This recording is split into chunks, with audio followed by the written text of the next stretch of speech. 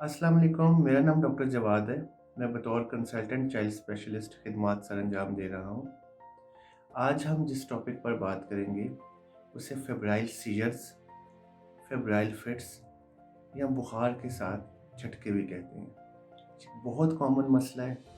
100 में से 5 बच्चों में बुखार के साथ झटके लग सकते हैं। ये ज़्यादातर 6 महीने से 5 साल की उम्र के दौरान लगते हैं। आप अपनी फैमिली में या अपने दोस्त अहबाब में ऐसे किसी बच्चे को लाजमी जानते होंगे जिसे बुखार के साथ झटके लगते हैं। इसकी प्रेजेंटेशन दो तरह से होती है। कुछ वालिदैन ये कहते हैं कि बच्चे को 1 या 2 दिन से बुखार चल रहा था और उसके बाद झटका लगा है, जबकि कुछ वालिदैन ये कहते हैं कि बच्चे को बुखार बिल्कुल भी नहीं था, पहले झटका लगा है और बुखार बाद में हुआ है। आमतौर पर ऐसे बच्चों में जैसे ही बुखार शुरू होता है, साथ ही झटका लग जाता है और वालिदैन ये समझते हैं कि झटका लगने के बाद में बुखार हुआ है। झटका मुख्तलिफ अंदाज में लग सकता है। बच्चे बेहोश हो जाते हैं, कुछ बच्चों के जिस्म में बहुत ज़्यादा अकड़ाव आ जाता है, कुछ बच्चे जिस्म सख्त कर लेते हैं और साथ टांगे और बाजू हरकत कर रहे होते हैं। कुछ बच्चों के जिस्म के सिर्फ एक हिस्से में मूवमेंट होती है और आमतौर पर ये झटका 1 या 2 मिनट के लिए ही रहता है।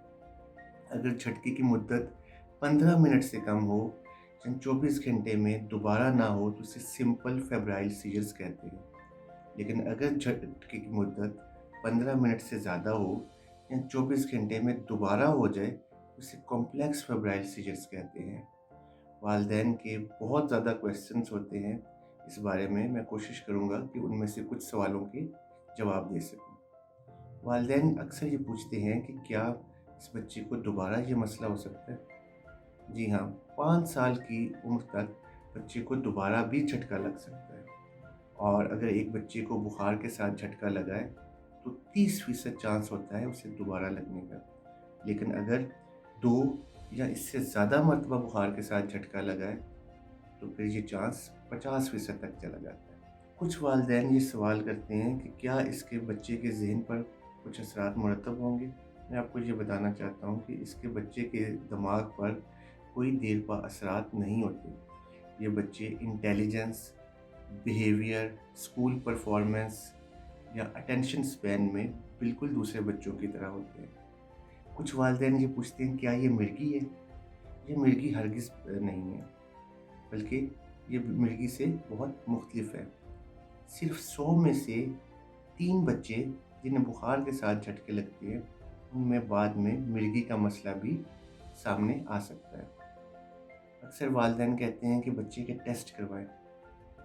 अगर फिजिशियन को या मुआलिज को गर्दन तोड़ बुखार का शक ना हो तो आमतौर पर ईईजी, सीटी स्कैन, एमआरआई और ऐसे टेस्ट करवाने की कतई ज़रूरत नहीं है। झटकों की सूरत में क्या किया जाए? झटकों की सूरत में बच्चे को बाईं करवट लेटा दें, उसके मुंह में कुछ भी ना डालें। अक्सर वालिदैन मुंह को उँगलियों की मदद से खोलने की कोशिश करते हैं या कोई चीज़ दांतों के दरमियान रखने की कोशिश करते हैं, जो कि ख़तरनाक साबित हो सकता है। अगर झटके की मुद्दत 2 मिनट से ज़्यादा हो तो अपने करीबी मुआलिज से एक मरतबा ज़रूर मशवरा करें। शुक्रिया।